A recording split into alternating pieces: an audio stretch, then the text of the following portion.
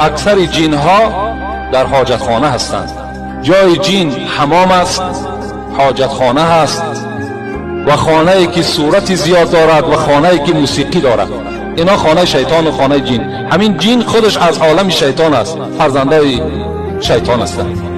امروز بینین تمام خانه ها را که نظر میکنیم، من از خودم مثال میارم، یک مگنیتوفون دیگر بلند کردگی و جارو در دست زن یا خواهر تو خانه میروند و تمام آواز بلند کردگی.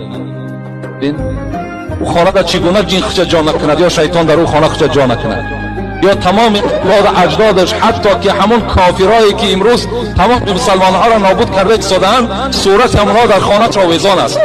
خانه شیطان نمیشود، خانه جین نمیشود.